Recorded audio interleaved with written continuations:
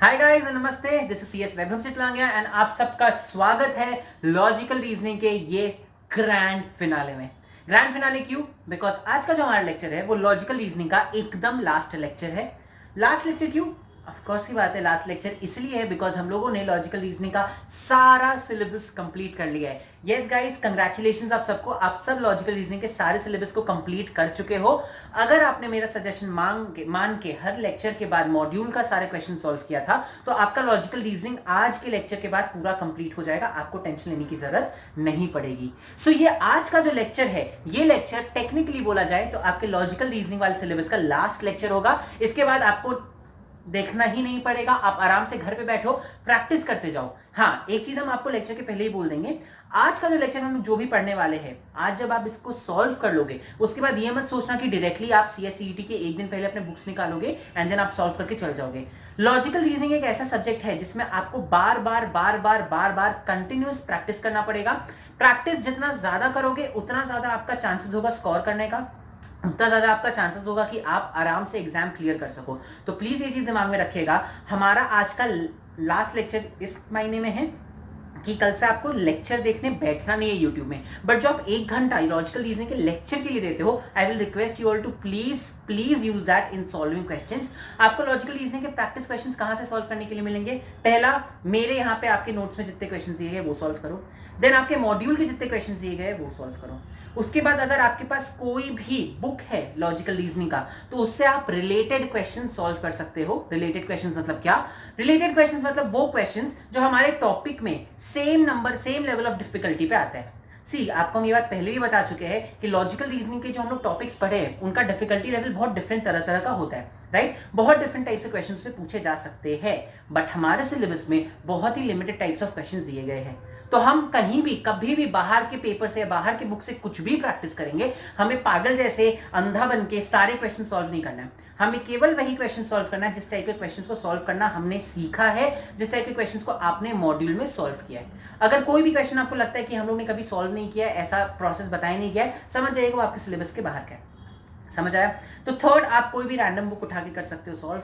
Fourth, अगर आपको random book मिलने में प्रॉब्लम हो रहा है अभी because of the lockdown stuff, आप नहीं जाके ला सकते हो, तो उस केस में you can always Google. Please थोड़ा आलसी कम बनिएगा, गूगल में डालिए। जैसे कि अगर मान लो आपको क्लॉक्स के क्वेश्चंस प्रैक्टिस करने हैं, क्लॉक्स लॉजिकल रीजनिंग क्वेश्चंस, आपको बहुत सारे साइट्स मिल जाएंगे जिसमें क्वेश्चंस, आंसर्स एंड उनका एक्सप्लेनेशन सब दिया हुआ है, तो आप वहां से भी क्वेश्चंस बहुत सारा प्रैक्टिस कर सकते हो। So the bottom line guys that I am trying to explain to you right now is please आज के लेक्चर के बाद ये मत सोचिएगा कि आपका काम खत्म हो गया है। इनफैक्ट आज के लेक्चर के बाद आपका काम स्टार्ट हो रहा है, ठीक है? तो अच्छे से प्रैक्टिस करिएगा, आपका मेहनत वेस्ट नहीं जाना चाहिए। अगर आपको कहीं पे भी डाउट होता है, कोई भी ऐसा क्वेश्चन है मान लो जो हमने नहीं किया, आपके मॉड्यूल में नहीं है बट बाहर में है, आपको समझ में नहीं आ रहा है, of course you can always WhatsApp it to me, I will explain it to you through voice note. So उसमें आपको कोई प्रॉब्लम आएगा नहीं, राइट? बट प्रैक्टिस अपने को करते रहना है।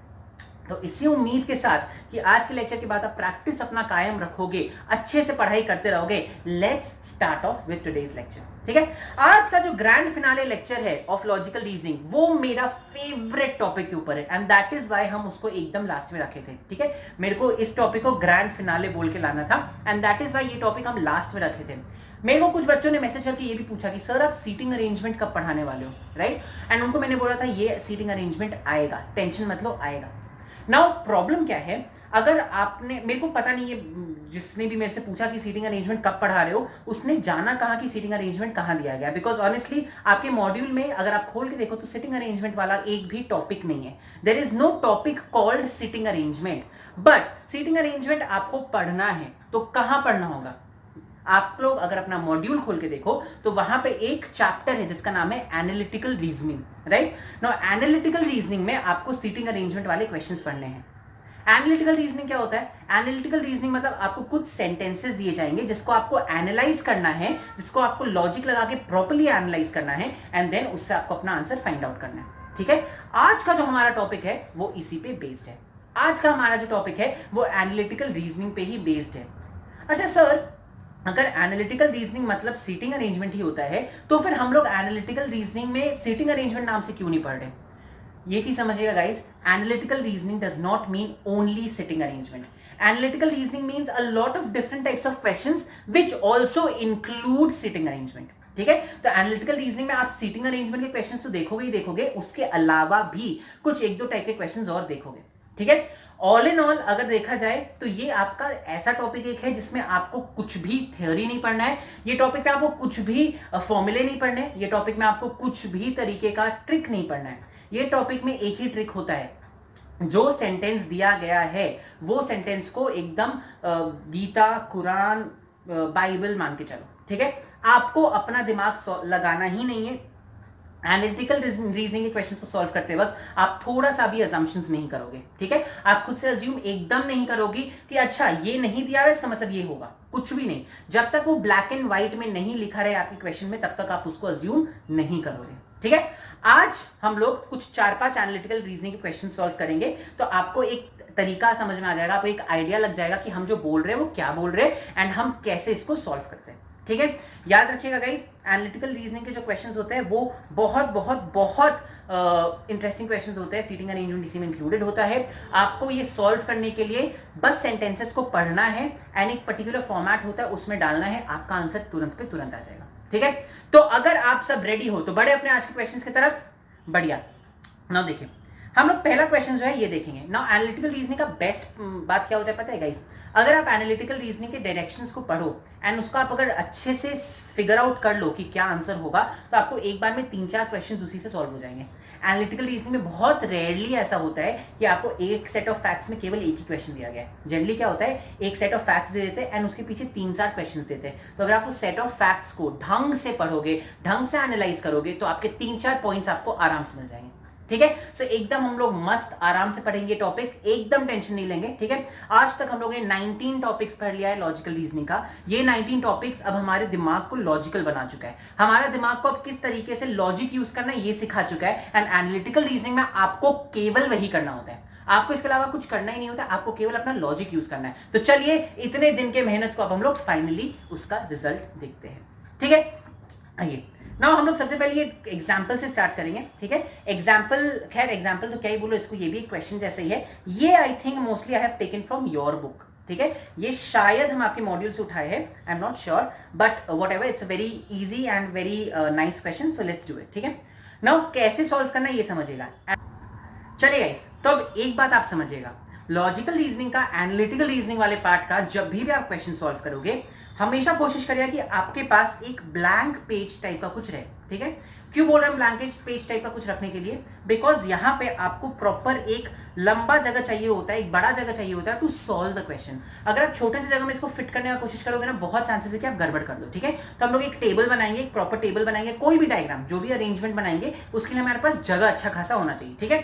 तो कोशिश करिए कि आपके पास जगह हो। एग्जाम में भी आपको बहुत रफ शीट्स मिलेंगे, ट्राई करिए कि आप वो रफ शीट्स पे अच्छे से उसको यूज करके इन आंसर्स को, इन क्वेश्चंस को बनाओ, ठीक है। तो चलिए पहले हम लोग फटाक से पढ़ते हैं क्वेश्चन क्या दिया गया है। क्वेश्चन क्या है ये समझिए। Krishnapuram town council has exactly 3 members, अपने पास 3 मेंबर्स हैं, ठीक है। अर्जुन, कर्ण एंड भीम, ये 3 मेंबर्स हैं। During 1 week the council members votes on exactly three bills. Now एक दिन क्या हुआ, जब ये 3 काउंसिल मेंबर्स बैठे थे तो उनको 3 बिल्स पे वोट करने के लिए बोला गया, रिक्रिएशन बिल, स्कूल बिल और टैक्स बिल, ठीक है। नाउ ये तीनों काउंसिल मेंबर्स के पास ऑप्शन है, या तो तुम बिल के फेवर में वोट करो या बिल के अगेंस्ट वोट करो, ठीक है। समझ आया? चलो अब हम लोग केवल इतना पढ़ के पहले अपना डायग्राम बना लेंगे। सबसे इजी वे इसको सॉल्व करने का क्या होगा पता है गाइस, देखो हमारे पास 3 लोग हैं, कौन कौन है, अर्जुन, भीम एंड कर्ण, ठीक है। एंड हमारे पास 3 बिल्स है, रिक्रिएशन, सॉरी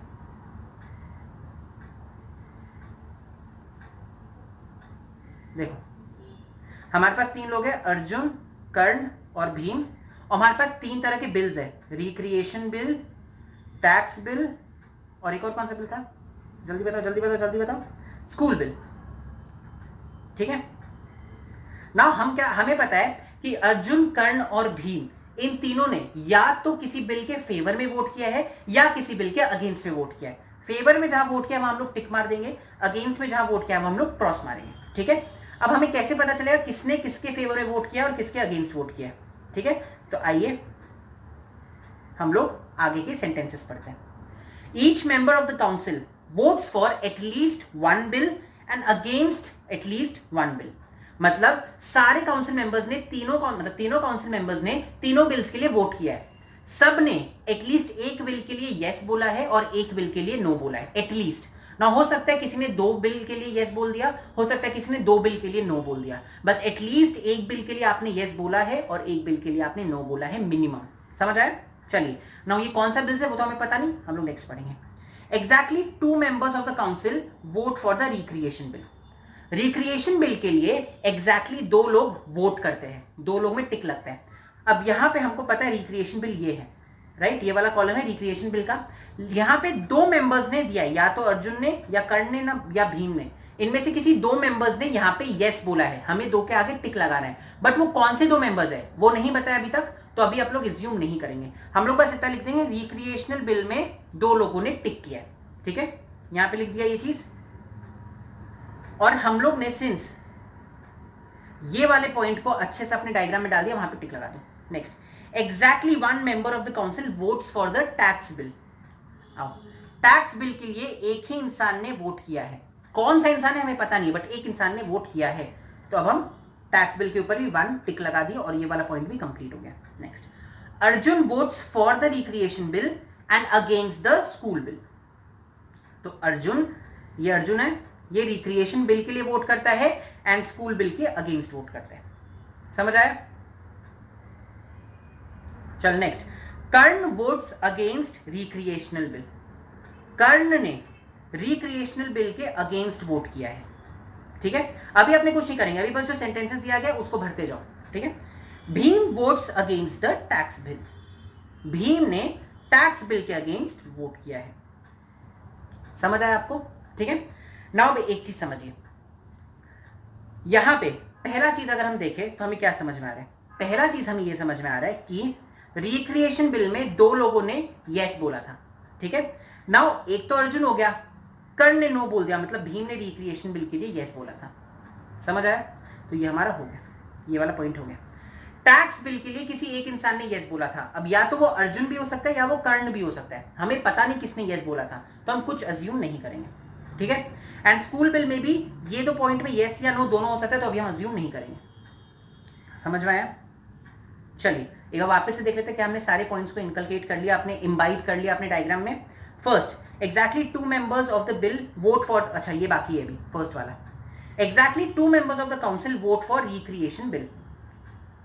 तो अब इधर आइए, रिक्रिएशन बिल के लिए 2 लोगों ने वोट किया। अच्छा ये हो गया अपना, ये भी अपना हो गया। 1 member votes for school bill. अच्छा ये पॉइंट अपना छूट गया था guys, 1 member votes for the school bill. Exactly 1 member votes for the school bill. Now देखो गाइस, यहां पे टैक्स में भी एक इंसान ही हाँ बोलता है और स्कूल बिल के लिए भी एक ही इंसान हाँ बोलता है, राइट? अब वो कोई भी हो सकता है। अगर अर्जुन ने इसके लिए हाँ बोला है तो कर्ण इसके लिए ना बोलेंगे, और कर्ण ये अभी अपने अज्यूम नहीं कर सकते किसने किसके लिए हाँ बोला है, राइट? तो चलिए फिर अपने आगे से क्वेश्चंस के लिए पहुंचते हैं। नाउ अपना डायग्राम अभी के लिए यही रहेगा, बिकॉज इतना ही इंफॉर्मेशन अपने को ऊपर वाले सेंटेंसेस से मिला है। अब हम लोग जैसे जैसे क्वेश्चन में जाएंगे, हो सकता है हमारे डायग्राम में कुछ एडिशंस होते जाए। तो चलिए पहला क्वेश्चन देखते हैं। If the set of members of the council who vote against the school bill are the only ones who also vote against the tax bill, then which of the following statements must be true? क्या बोला गया? अगर मान लो जितने लोगों ने school bill के against vote किया है उतने ही लोगों ने टैक्स बिल के अगेंस्ट भी वोट किया है, और जिसने स्कूल बिल के अगेंस्ट वोट किया है उसी ने टैक्स बिल के अगेंस्ट भी वोट किया है। सी, members of the council who vote against the school bill are the only ones who vote against the tax bill। मतलब जिसने स्कूल बिल के लिए मना किया है उसी ने टैक्स बिल के लिए भी मना किया है। तो फिर हमें पता लगाना क्या सही आंसर होगा ना। देखो, स्कूल बिल के लिए ए ने मना किया तो टैक्स बिल के लिए भी ए ने मना किया होगा, स्टेटमेंट वही बात बोल रहा है, राइट? नाउ इसका मतलब कर्ण ने टैक्स बिल के लिए हाँ बोल दिया। अब देखो, टैक्स बिल के लिए भीम ने भी मना किया, मतलब उसने स्कूल बिल के लिए भी मना किया होगा, तो स्कूल बिल के लिए कर्ण ने ही वापस से हाँ बोला है। ये स्टेटमेंट समझिएगा गाइस, यहां पे अपने को ये नहीं पता था, ये नहीं पता था, ये नहीं पता था और ये नहीं पता था, ठीक है? हमारा स्टेटमेंट बोला जिसने भी स्कूल बिल के अगेंस्ट वोट किया है उसने ही टैक्स बिल के अगेंस्ट भी वोट किया है। नाउ यहां देखो स्कूल बिल के अगेंस्ट किसने वोट किया, स्कूल बिल के अगेंस्ट अर्जुन ने वोट किया, तो वही टैक्स बिल के अगेंस्ट भी वोट करेगा, और टैक्स बिल के अगेंस्ट भीम ने वोट किया तो वही स्कूल बिल के अगेंस्ट भी वोट करेगा। नाउ नेक्स्ट हम लोग क्या बोलता है, पहले हमें पता है कि टैक्स बिल में एक इंसान ने हाँ बोला, स्कूल बिल में एक इंसान ने हाँ बोला, तो मतलब ये दोनों जगह हाँ आएगा। सो अपना कंप्लीट डायग्राम इससे बना है, समझ आया। नाउ हमारा कंप्लीट डायग्राम ये है, अब हमें बस आंसर शेयर करना है अपना। नाउ अपने को देखो क्या है, विच of the following statements must be true, which of the following statements must be true. पहला स्टेटमेंट है Arjun votes for the tax bill, देखो क्या अर्जुन ने टैक्स बिल के लिए वोट किया है, नहीं अर्जुन ने टैक्स बिल के लिए वोट नहीं किया है, wrong statement. Karna votes for the recreation bill, क्या कर्ण ने रिक्रिएशन बिल के लिए वोट किया, यहां देखो कर्ण ने रिक्रिएशन बिल के लिए वोट नहीं किया, wrong statement. Karna votes against the school bill, Karan ने स्कूल बिल के अगेंस्ट वोट किया, क्या कर्ण ने स्कूल बिल के अगेंस्ट वोट किया है, नहीं कर्ण ने स्कूल बिल के फेवर में वोट किया, तो this is also a wrong statement. Bhim votes against the recreation bill, Bhim ने रिक्रिएशन बिल के अगेंस्ट वोट किया है, क्या भीम ने रिक्रिएशन बिल के अगेंस्ट वोट किया है, नहीं भीम ने रिक्रिएशन बिल के फेवर में वोट किया है, so this statement is also wrong. Last statement, Bhim votes against the school bill, Bhim ने स्कूल बिल के अगेंस्ट वोट किया है, ये स्टेटमेंट एकदम 100% सही है, so the correct answer is option E. देखा गाइस, एक बार आपका वो जो डायग्राम बन जाता है ना, वो डायग्राम बनने के बाद आपको कोई प्रॉब्लम नहीं होता है, आप बहुत आराम से सारे क्वेश्चंस को सॉल्व कर सकते हैं। यहां पे अपना करेक्ट आंसर है ऑप्शन ई। कैसे पता चला, डायग्राम में साफ साफ दिख रहा है। आगे आते हैं, if Karan votes for the tax bill then which one of the following statements could be true.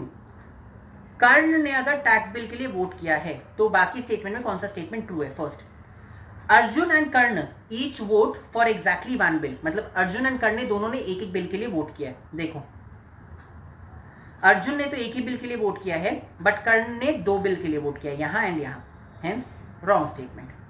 Karna and Bhim each vote for exactly one bill, now देखो भीम ने तो एक ही बिल के लिए वोट किया है, बट अगेन कर्ण ने दो बिल्स के लिए वोट किए, so again this statement is wrong.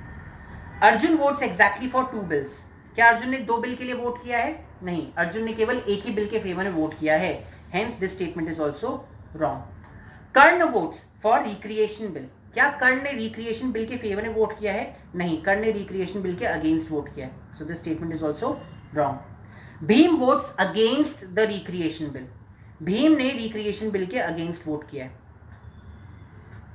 ये रहा recreation bill, sorry guys, sorry Karan votes against the recreation bill, हम गलती से करेक्ट कॉलम देख लिए थे। Karan votes against the recreation bill, देखो कर्ण यहां है and he votes against the recreation bill, so the correct sentence is sentence D, correct answer is option D. ठीक है गाइस, समझा आपको। Next, Karan votes for exactly two of the three bills, which one of the following statement is true. Arjun votes for tax bill, क्या ये सही statement है, नहीं अर्जुन ने टैक्स बिल के अगेंस्ट वोट किया है, wrong statement. Karna votes for recreation bill, क्या ये सही स्टेटमेंट है, कर्ण ने रिक्रिएशन बिल के अगेंस्ट वोट किया है, wrong statement. Karna votes for the school bill, Karan ने स्कूल बिल के फेवर में वोट किया है, यस यहां देखो कर्ण ने स्कूल बिल के फेवर में वोट किया है, the correct statement is option C, so the correct answer is option C. आप चाहो तो आगे के भी दोनों ऑप्शंस को आप चेक कर सकते हो, वो दोनों ऑप्शंस गलत ही निकलेंगे। ठीक है, चलिए next, if one of the members of the council votes exactly the same as does another member of the council, then which of the following statement must be true। अगर काउंसिल के एक member ने exactly किसी और member की तरह ही vote किया है तो इनमें से कौन सा स्टेटमेंट सही है। अब आप अपने डायग्राम देखो, क्या आपके डायग्राम में ऐसा कहीं हुआ है कि कोई दो मेंबर्स ने सेम वोट्स डाले, ध्यान से देखोगे तो अर्जुन एंड भीम इन्होंने सेम वोट्स डाले, तो इस बेसिस पे आपको पता लगा ना कौन सा स्टेटमेंट सही है। Arjun votes for the tax bill, क्या ये सही है, नहीं अर्जुन टैक्स बिल के अगेंस्ट वोट करते हैं। Karan votes for the recreation bill, क्या ये सही है, कर्ण रिक्रिएशन बिल के अगेंस्ट वोट करते हैं। Karan votes exactly for one bill, नहीं अगर आप ध्यान से देखो तो कर्ण ने दो बिल्स के लिए वोट किया है, तो ये भी स्टेटमेंट गलत है। Bhim votes for exactly one bill, क्या भीम ने एक ही बिल के लिए वोट किया, देखो भीम ने केवल एक ही बिल के लिए वोट किया है, so the correct statement is option D, your correct answer is option D. समझा गाइस, तो देखो अपने को करना कुछ नहीं था, अपने को एक बहुत ही नीट सा डायग्राम बनाना है, खुद से कुछ भी हमने अज्यूम नहीं किया, जो भी चीज दिया गया है उस चीज को हमने बस अपने डायग्राम में वैसे का वैसा डाल दिया। कहीं पे कोई भी कंफ्यूजन आता है तो हम अज्यूम नहीं करते, हमें पता है आगे जाके कहीं ना कहीं से वो क्लियर हो जाएगा। अज्यूम कुछ भी नहीं करना है, समझ आया? चलिए, आई होप आपको क्वेश्चन सॉल्व करने में मजा आया। ये बहुत ही इजी क्वेश्चन हम लिए थे। ऐसे ही टाइप के क्वेश्चन आते हैं एनालिटिकल रीजनिंग में। अगर ऐसे ही टाइप के क्वेश्चन आपको बोल दिया जाए कि आप बताओ ये लोग कैसे बैठे हुए, तो उसको हम लोग सीटिंग अरेंजमेंट बोलते हैं। इट्स इतना सा डिफरेंस है बस, बाकी वो पूरा एनालिटिकल रीजनिंग का ही पार्ट होता है। ठीक है, चलिए तो फिर फटाक से अपने अपना क्वेश्चन देखते हैं। पहला क्वेश्चन हमने सॉल्व किया है, चलिए आइए दूसरा भी देखते हैं क्या है, अपने इसको भी सॉल्व करने का ट्राई करते हैं। अगेन हम लोग एक फ्रेश पेज लेंगे, ठीक है, और अब पहले क्वेश्चन पढ़ेंगे।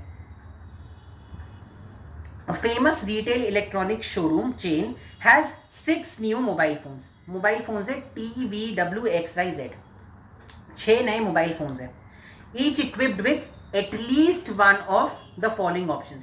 इनके पास ये 3 में से एटलीस्ट एक ऑप्शन है ही सब में, ठीक है। Digital camera, music player, office document, ठीक है। No mobile phone has any other option, मतलब हम लोग को ये 3 ऑप्शन में से ही सारे बनाने, ठीक है। तो टोटल 6 मोबाइल फोन्स है एंड 3 फीचर्स है।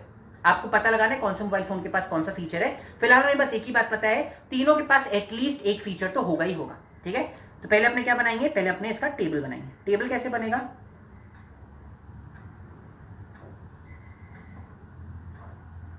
TVWXYZ, ठीक है। और यहां पे हमारे 3 फीचर्स आ जाएंगे। वो 3 फीचर्स कौन कौन से हैं, office document, music player and digital camera, ठीक है। तो ऑफिस डॉक्यूमेंट लिख लिया हम लोगों ने, music player and digital camera,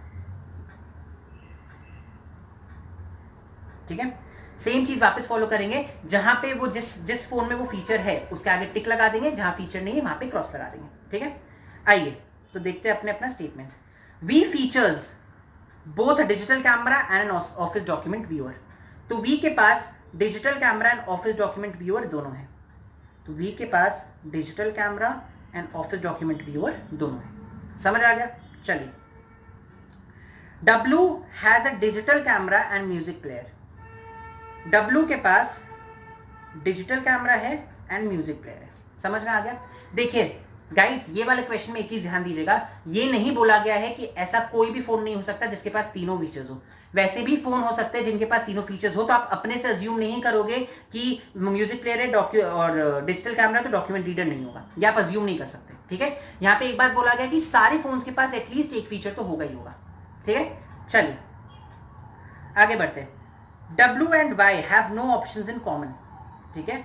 मतलब जो ऑप्शन W के पास है वो ऑप्शन Y के पास नहीं है, एंड जो Y के पास है वो W के पास नहीं है। तो देखो, W के पास म्यूजिक प्लेयर है तो Y के पास म्यूजिक प्लेयर नहीं होगा। W के पास डिजिटल कैमरा है तो Y के पास डिजिटल कैमरा नहीं होगा। Y के पास क्या है, ऑफिस डॉक्यूमेंट रीडर, तो W के पास ऑफिस डॉक्यूमेंट रीडर नहीं होगा। समझ आया आपको, बढ़िया।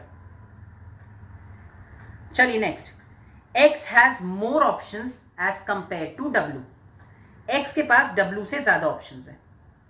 ना अगर आप ध्यान से देखो तो W के पास कितने ऑप्शंस है, 2, music player and digital camera. मतलब X के पास कितने ऑप्शंस होंगे, 2 से ज्यादा, मतलब कितने, 3। तो X के पास तीनों ऑप्शंस है। समझ आया आपको कैसे आया ये चीज, X के पास तीनों ऑप्शंस है। V and Z have exactly one option in common. V and Z के पास एक ऑप्शन कॉमन में है, ठीक है। V एंड Z के पास एक ऑप्शन कॉमन में हो सकता है। नाउ Z के पास ऑफिस डॉक्यूमेंट भी हो सकता है और डिजिटल कैमरा भी हो सकता है। And T has fewer options as compare to Z। T के पास Z से कम ऑप्शंस है, मतलब Z के पास जितने भी ऑप्शंस होंगे T के पास उससे कम ऑप्शंस होंगे, ठीक है। चलिए नाउ एक बात समझिएगा, इस ये 2 स्टेटमेंट में यहां पे बोला गया V and Z exactly have one option in common, ठीक है। मतलब V के पास ये जो 2 ऑप्शंस है उनमें से कोई एक ऑप्शन Z के पास है, एक ही ऑप्शन कॉमन में, दूसरा ऑप्शन नहीं है, ठीक है। एंड उसका नेक्स्ट वाला स्टेटमेंट बोल रहा है T has fewer options as compare to Z। Now T के पास Z से कम ऑप्शंस है। नाउ Z के पास अगर T से ज्यादा ऑप्शंस होना है तो Z के पास एटलीस्ट 2 ऑप्शन होने चाहिए, ठीक है। ना अगर Z के पास एटलीस्ट दो ऑप्शंस होंगे, मतलब एक ऑप्शन वो होगा जो V के साथ कॉमन है, दूसरा ऑप्शन वो होगा जो V के साथ कॉमन नहीं है, मतलब Z के पास म्यूजिक प्लेयर डेफिनेटली है। समझिए गाइस, हमको बोला गया है T के पास Z से कम ऑप्शंस है, ठीक है, मतलब T के पास एक ऑप्शन तो मिनिमम रहेगा ही, तो Z के पास मिनिमम दो ऑप्शंस रहना चाहिए क्योंकि Z के पास ज्यादा ऑप्शंस है।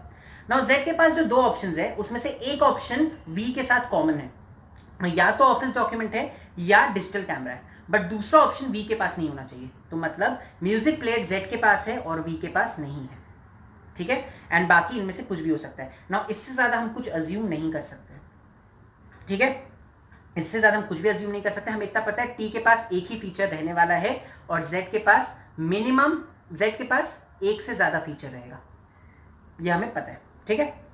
चलिए अब आते हैं क्वेश्चंस की तरफ।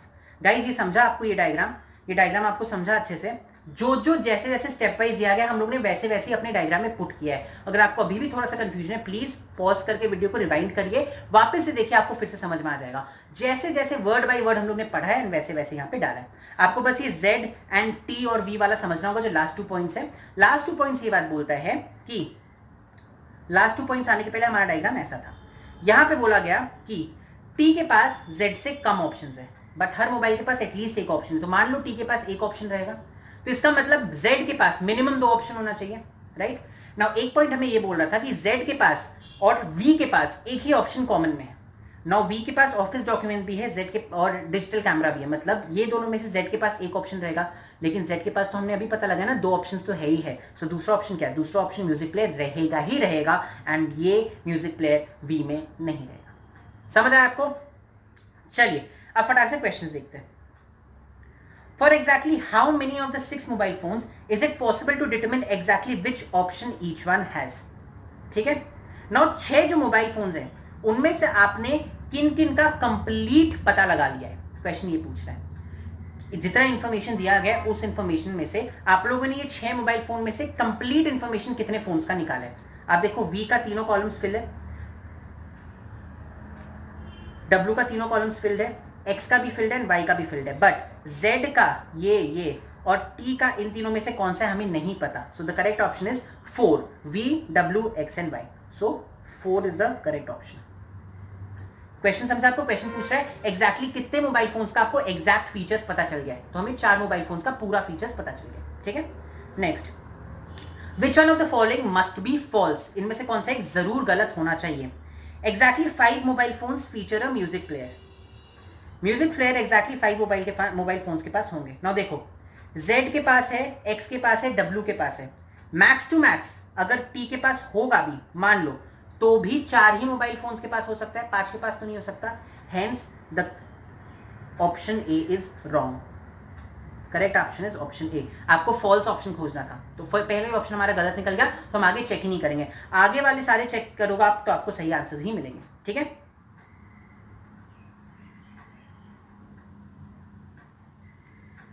समझ आया? अगर आपको चेक करना देखिए, बी ऑप्शन बोलता है एग्जैक्टली 5 मोबाइल फोन्स फीचर अ डॉक्यूमेंट व्यूअर।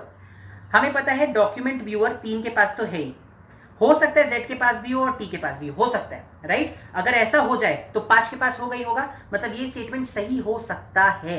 हमें पता लगाना है कि कौन सा ऐसा स्टेटमेंट है जो सही हो ही नहीं सकता। तो यहां पे अगर म्यूजिक प्लेयर आपने T के पास दे भी दिया तो भी केवल 4 ही फोन्स के पास म्यूजिक प्लेयर होंगे, 2 के पास नहीं होंगे। Hence this statement A is false, बाकी सब ट्रू हो सकते हैं, ठीक है। चलिए third option, if Z has no option in common with T but has at least one option in common with every other mobile phone, then which of the following must be false? अब देखो यहां पे क्या दिया, Z के पास T से कोई भी ऑप्शन कॉमन में नहीं है, ठीक है, बट बाकी सारे मोबाइल फोन से एक एक ऑप्शन कॉमन में है, तो फिर क्या होगा सही आंसर? अब देखिए Z के पास हमें पता है सारे के साथ ऑप्शंस कॉमन में होने चाहिए, एक एक एटलीस्ट। V के साथ क्या एक भी ऑप्शन कॉमन में नहीं, तो V के साथ समझिए स्टेटमेंट बोल रहा है Z क्या T के साथ एक भी ऑप्शन कॉमन में नहीं है, मतलब अगर Z के पास म्यूजिक प्लेयर है, T के पास म्यूजिक प्लेयर नहीं है, ये बात पक्की, ठीक है। अब Z का हर मोबाइल फोन के साथ एक फीचर कॉमन में होगा। अब देखिए अगर हम यहां पे टिक मारते हैं तो मेरा Y के साथ कुछ भी कॉमन नहीं आ रहा है, एक्स के साथ ये कॉमन आ गया, डब्ल्यू के साथ कॉमन आ गया, वी के साथ कॉमन आ गया, बट वाई के साथ कॉमन नहीं आया, तो हम यहां टिक नहीं मार सकते। अगर हम यहां टिक मारते हैं तो मेरा वाई के साथ कॉमन आ गया, एक्स के साथ कॉमन आ गया, डब्ल्यू के साथ यहां पे कॉमन आ गया, देख लो डब्ल्यू के साथ यहां कॉमन आ गया है, एंड वी के साथ भी कॉमन आ गया। हेंस जेड के पास ऑफिस डॉक्यूमेंट व्यूअर है और और डिजिटल कैमरा नहीं है, तो यहां पे भी ये नहीं होगा और ये आंसर होगा, बिकॉज टी एंड जेड में एक भी कॉमन ऑप्शंस नहीं है। समझ आया? तो आपका कंप्लीट डायग्राम अब जाके बना है। ये पॉइंट वापस समझिएगा, इस पॉइंट में बोला गया था जेड के पास वो ऑप्शन नहीं है जो टी के पास रहेगा, ठीक है? तो मतलब अगर जेड के पास म्यूजिक प्लेयर तो टी के पास म्यूजिक प्लेयर नहीं है। साथ ही साथ ये भी बोला गया कि जेड के पास जो दो ऑप्शंस है वो दोनों ऑप्शंस सारे मोबाइल फोन्स में एक ना एक बार आता है, ठीक है? तो आप देख लो, अगर ऑफिस डॉक्यूमेंट और म्यूजिक प्लेयर है जेड के पास तो सारे मोबाइल फोन्स है वो एक ना एक बार आएगा, एक्सेप्ट फॉर टी, क्योंकि टी के पास फिर डिजिटल कैमरा रहेगा जो जेड के पास नहीं है, ठीक है? तो ये आपका डायग्राम बनता है। चलिए फिर देखते हैं क्या है question. Which of the following must be false? कौन सा मस्ट बी फॉल्स है? T has a digital camera. क्या टी के पास डिजिटल कैमरा है?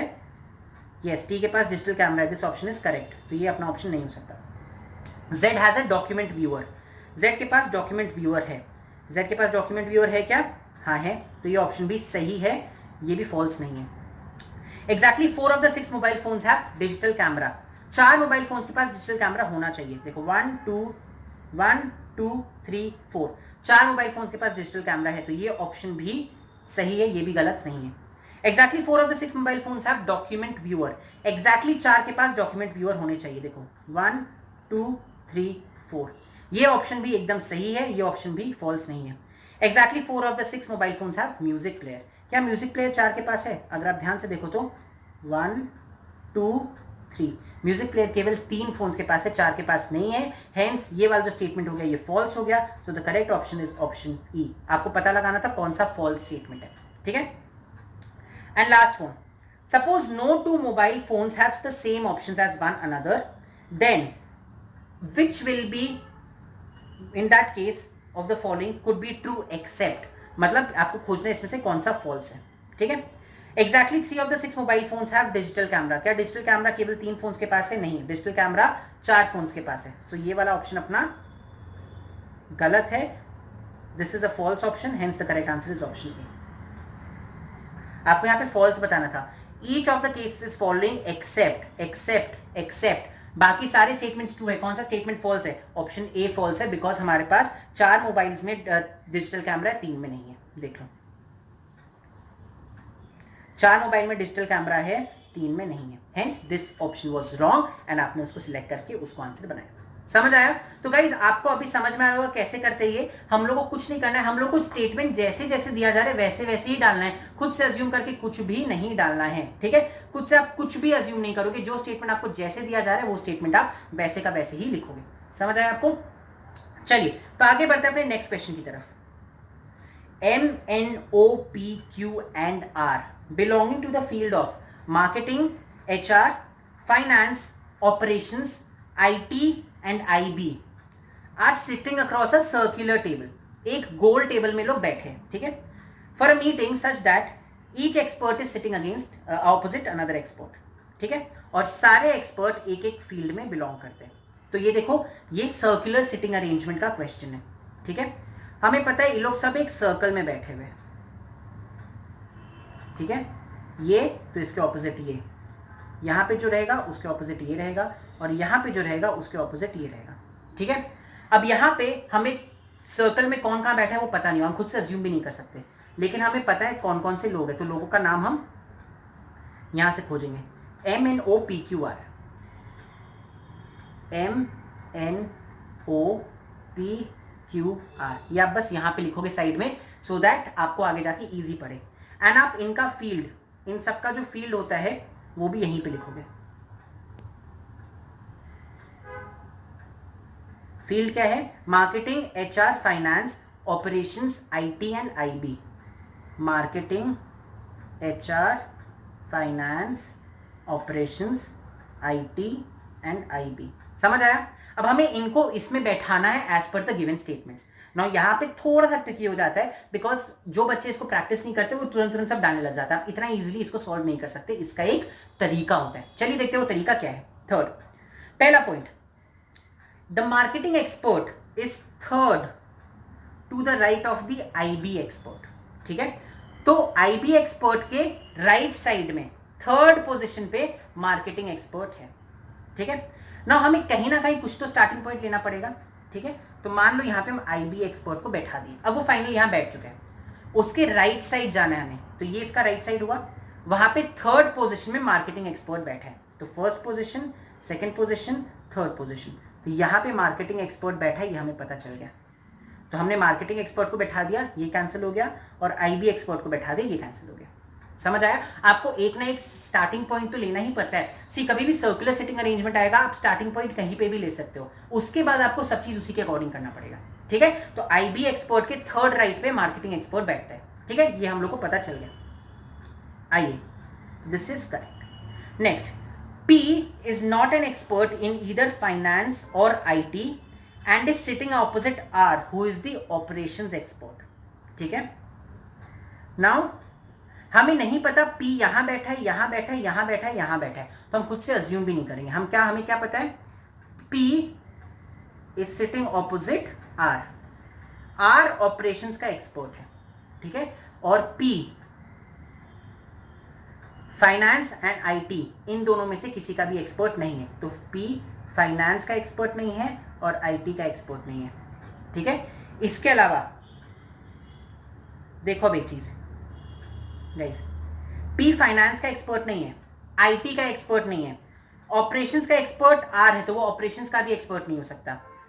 पी जिसके ऑपोजिट बैठा है वो ऑपरेशंस का एक्सपर्ट है, मतलब पी ना तो मार्केटिंग एक्सपर्ट है ना आईबी एक्सपर्ट है, तो बचा क्या, बचा केवल एक, that is P is an HR expert. वापस समझिएगा, पी फाइनेंस एक्सपर्ट नहीं है, पी आईटी एक्सपर्ट नहीं है। ठीक है, और पी ऑपरेशंस एक्सपर्ट भी नहीं हो सकता, बिकॉज ऑपरेशंस के ऑपोजिट बैठा है, तो ये तीन तो है नहीं। नाउ पी मार्केटिंग एक्सपर्ट भी नहीं हो सकता, बिकॉज मार्केटिंग एक्सपर्ट के अगेंस्ट के ऑपोजिट आईबी एक्सपर्ट बैठा है, पी के ऑपोजिट ऑपरेशंस एक्सपर्ट बैठा है, तो पी मार्केटिंग एक्सपर्ट भी नहीं है, पी आईबी एक्सपर्ट भी नहीं, तो एक ही एक्सपर्ट बचता है, पी एचआर एक्सपर्ट है। ठीक है, सो हमें यहां पे पता चल गया that P is an HR expert and R is an operating expert. ठीक है, चलिए आगे। Q the expert in IB is to the immediate left of HR expert. ठीक है, now Q is the expert of IB। अब यहां पे हम लिख देंगे Q is the expert of IB and वो HR एक्सपर्ट के इमीडिएट लेफ्ट में बैठा है, मतलब HR expert should be here. HR expert के इमीडिएट लेफ्ट में बैठा है, HR को भी हमने डाल दिया। ठीक है, ना हमें पता है HR का एक्सपर्ट कौन है, HR का एक्सपर्ट है P। ठीक है, और एचआर एक्सपर्ट के ऑपोजिट में कौन बैठा था, पी के ऑपोजिट में कौन बैठा था, आर, हमें भी पता है, तो पी भी बैठ गया, आर भी बैठ गया। नाउ आर किस चीज का एक्सपर्ट है, आर है ऑपरेशंस का एक्सपर्ट। देखो यहाँ पे लिखा हुआ है आर ऑपरेशंस का एक्सपर्ट है, तो यहाँ पे आ गया ऑपरेशंस। ठीक है, आपका आधा काम हो चुका है, अब आपको थोड़ा सा बस काम और करना है। While N is an expert in IT, O is the marketing expert. N IT का एक्सपर्ट है और O मार्केटिंग का एक्सपर्ट है। ठीक है, तो बचता है M will be N expert in finance. अब आपको M और N बैठाना है, बस कौन किसके बगल में, आप खुद से अज्यूम नहीं करोगे, वो अभी बताएगा आपको नेक्स्ट स्टेटमेंट में। ठीक है, M is at a position which is not adjacent to HR expert. M HR expert के एडजेसेंट में नहीं बैठा है, मतलब बगल में नहीं बैठा है, तो यहाँ M नहीं बैठा है, M यहाँ बैठा है। ठीक है, और M अगर यहाँ बैठा है तो N यहाँ बैठा होगा। M is a finance expert और N is an IT expert. ठीक है गाइस, MN बैठ गया और यहाँ पे भी देखो तो फाइनेंस एंड IT भी आ गया। आपका सीटिंग अरेंजमेंट ऐसा बना है। ठीक है, ये आपका फाइनल सीटिंग अरेंजमेंट है। O मार्केटिंग एक्सपर्ट है, उसके ऑपोजिट Q जो IB एक्सपर्ट बैठा हुआ है, N IT एक्सपर्ट है, उसके अगेंस्ट M जो फाइनेंस एक्सपर्ट है वो बैठा हुआ है, एंड P HR एक्सपर्ट है, उसके अगेंस्ट R जो कि ऑपरेशंस एक्सपर्ट है वो बैठा हुआ है। अब आपको बस कुछ नहीं करना है, अब आपको बस आंसर द क्वेश्चंस। ठीक है, बस सीधा सीधा जाके क्वेश्चंस को आंसर कर दो।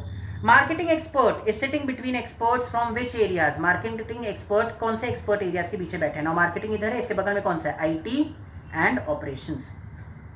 तो आपको कुछ नहीं करना है, ऑप्शंस में आईटी एंड ऑपरेशन खोजो एंड वही आपका सही आंसर है। Operation and IT, correct answer is option D. ठीक है, next, who is seated opposite expert from IB. IB expert के ऑपोजिट कौन बैठा है? देखो आईबी एक्सपर्ट यहां है, इसके ऑपोजिट कौन बैठा है? O, who is a marketing expert. Correct answer is O, option A. ठीक है, third, which of the following is true about the position of HR expert to the immediate left of O? HR expert क्या O के immediate left आता है? नहीं, ये false हो गया। Third, to the left of the operations expert, operations expert के third left में आता है। ये operations expert यहां पे देखिए, उनका first left, second left, third left. Yes, HR expert is third, option B. And last question is, if a team is formed consisting of experts sitting consecutively, which among the following cannot be possible? मतलब आपको team बनाना है जिसमें 3 लोग एकदम बगल बगल बैठे, तो उसमें से कौन सा ऑप्शन सही नहीं रहेगा? क्या ONP बगल बगल बैठे? ONP बगल बगल बैठे, तो ये ऑप्शन गलत हो गया। क्या RON बगल बगल बैठे? RON ये भी बगल बगल बैठे, ये ऑप्शन भी गलत हो गया। RNP देखो, RNP बीच में O आ रहा है, RNP पॉसिबल नहीं है, so the correct option is option C. देखा गाइस, एनालिटिकल रीजनिंग का यही मजा होता है। एनालिटिकल रीजनिंग में आपको कुछ भी नहीं करना है। एनालिटिकल रीजनिंग में आपको बस आराम से एकदम जो भी आपका ड्राइंग है, जो भी आपका डायग्राम है, जो भी आपका फिगर है, उसको ढंग से बनाना है। एक बार आप वो ढंग से बना दो तो प्रॉब्लम नहीं आएगा, क्वेश्चंस बहुत आराम से सॉल्व होते हैं। ठीक है, चलिए, ऐसा नहीं है कि हम लोग ने अभी यहीं खत्म कर लिया, हमें अभी 2 क्वेश्चंस और सॉल्व करने हैं। ये दोनों क्वेश्चंस हम लोग सॉल्व करेंगे एंड देन उसके बाद ही हम लोग का प्रैक्टिस अच्छे से हो पाएगा। चलिए, नेक्स्ट क्वेश्चन।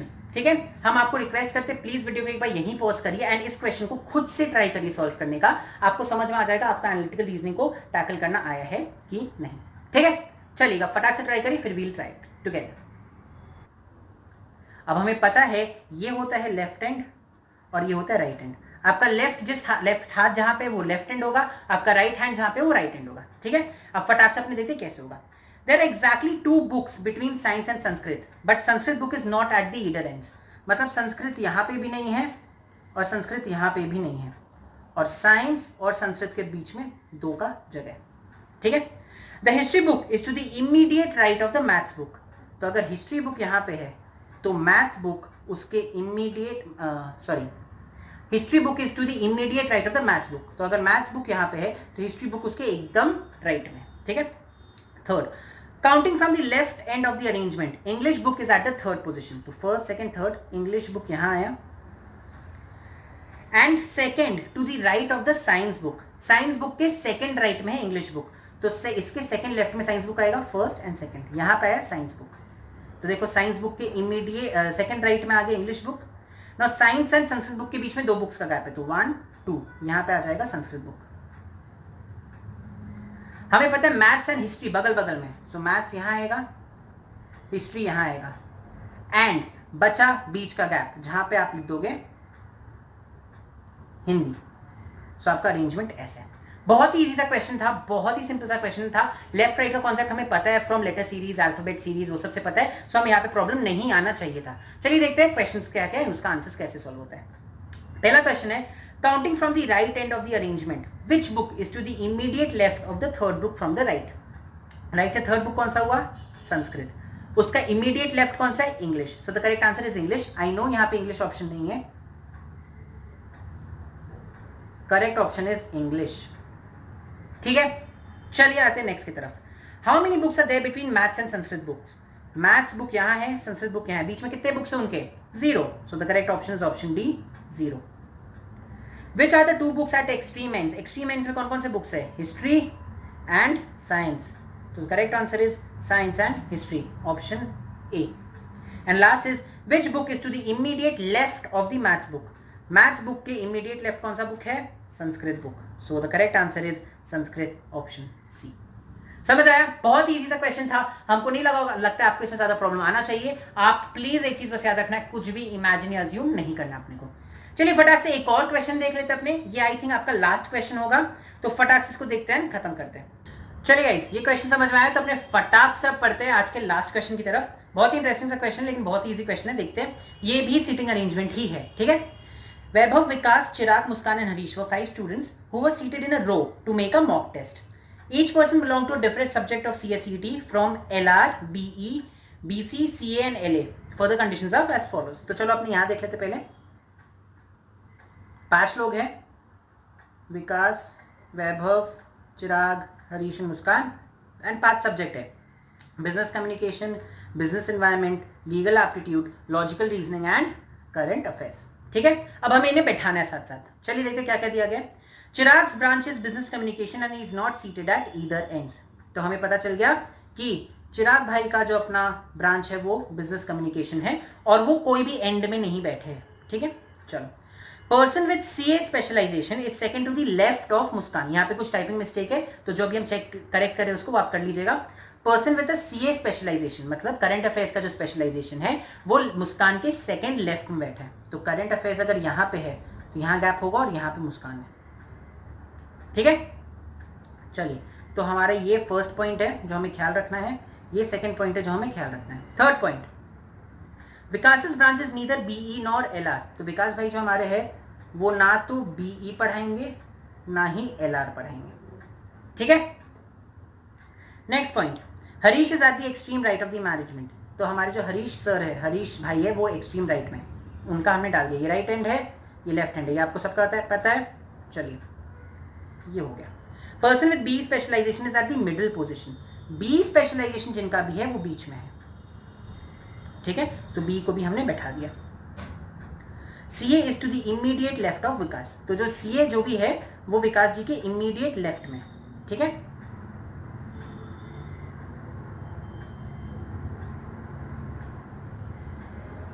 ठीक है. अब आप अगर एक चीज समझो तो देखो, CA अगर ये 2 पॉइंट्स को आप साथ में देखोगे तो CA उनके बगल में विकास जी आएंगे और उनके बगल में मुस्कान मैम आएंगी. ठीक है, मुस्कान जी आएंगी. तो हमें 3 खाली पोजीशन साथ में चाहिए.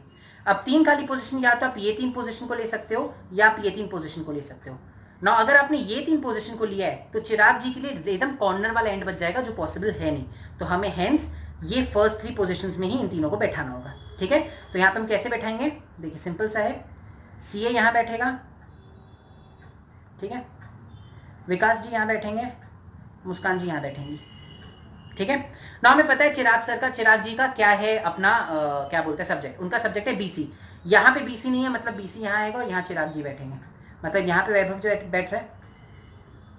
ठीक है, अब सब्जेक्ट देने की बारी आई तो सब्जेक्ट में देखिए हमारे पास कौन कौन सा सब्जेक्ट बचे हैं. बिजनेस कम्युनिकेशन जा चुका है, बिजनेस एनवायरमेंट जा चुका है एंड करंट अफेयर्स जा चुका है. बचा है legal aptitude and logical reasoning. हमें पता है विकास जी लॉजिकल रीजनिंग नहीं पढ़ा रहे तो मतलब इनके पास लीगल एप्टीट्यूड आना चाहिए और लॉजिकल रीजनिंग हरीश जी के पास आना चाहिए. सो हमारा जो सिटिंग अरेंजमेंट है वो होगा ऐसा. समझ आया आपको? सिंपल था, बहुत ही इजी सा था. चलिए फटाक से देखते हैं अब हमारे पास आंसर्स क्या क्या. Who is the person with CA specialization. CA specialization कौन है? Current affairs. CA स्पेशलाइजेशन हमें यहाँ दिख रहा है वैभव है. So the correct answer is option C, Vaibhav. What is the specialization of the person sitting fourth from the left of the arrangement? Left side से fourth इंसान कौन है? First, second, third, fourth. Chirag ji. उनका स्पेशलाइजेशन क्या है? Business communication. Third, which of the following is true about Harish? To the immediate left of Muskan. क्या हरीश जी मुस्कान जी के immediate left में है? नहीं, ये अपना हो गया false. Second, to the left of Vaibhav. क्या वो वैभव के सेकंड लेफ्ट में आते हैं? नहीं, वो लोग दोनों एक्सट्रीम एंड्स में. तो ये भी अपना हो गया false. To the immediate left of Chirag. क्या ये सही है? यहां पे अगर आप ध्यान से देखो, he is to the immediate right of Chirag. ठीक है, ये भी गलत है. Last, second to the left of Vikas. क्या second to the left of Vikas सही है? नहीं, ये भी गलत है. तो आई थिंक यहाँ पे राइट अगर आप लिख दो तो ये ऑप्शन सही हो जाता है. थोड़ा सा टाइपिंग एरर है guys, I am really sorry. काफी हड़बड़ी में आपके लिए बना था तो वहां मिस्टेक हो गया. I am really sorry about it. ठीक है, सो यहाँ पे आप राइट लिख दो and the correct answer will be option C. ठीक है, last, who has specialization is BE. B specialization है मुस्कान जी का. ठीक है, so answer is Muskan A. तो ये हो गया आपका ये वाला क्वेश्चन सॉल्व. बहुत ही सिंपल सा क्वेश्चन था, ज्यादा प्रॉब्लम नहीं हुआ होगा आई होप. एंड ये भी आराम से सॉल्व हो गया. तो आज एनालिटिकल रीजनिंग का टॉपिक हमारा यहीं पे खत्म होता है. केवल एनालिटिकल रीजनिंग का नहीं, हमारा पूरा सिलेबस ऑफ लॉजिकल रीजनिंग यहाँ पे आज खत्म होता है. हम लोगों ने अपने मॉड्यूल के हर एक टॉपिक को उठा के देख लिया है. अगर मान लो आपको कोई एक टॉपिक ऐसा है जो मॉड्यूल में नहीं दिख रहा है, इसका मतलब वो कोई और टॉपिक में कवर हो चुका है. I have covered 100% of A syllabus. तो आपको टेंशन लेने वाली बात कोई नहीं है। अब आपको बस अच्छे से पूरा चीज प्रैक्टिस करना है। ये टॉपिक मैंने जान के लास्ट में रखा था बिकॉज ये मेरे हिसाब से सबसे इंटरेस्टिंग होता है, इसमें आपका दिमाग एक्चुअली चलना चाहिए, जो आई थिंक अब 20 दिन होते होते चल रहा है, राइट। तो आई होप आपको आज के लेक्चर मजा आए हो। आई होप आपको आज तक के सारे लेक्चर्स समझ में आए हो। अगर कोई भूल चूक हुई हो तो मुझे माफ कर दीजिएगा। कोई भी चीज मैंने अपना 100% देने का ट्राई किया है आपको समझाने में।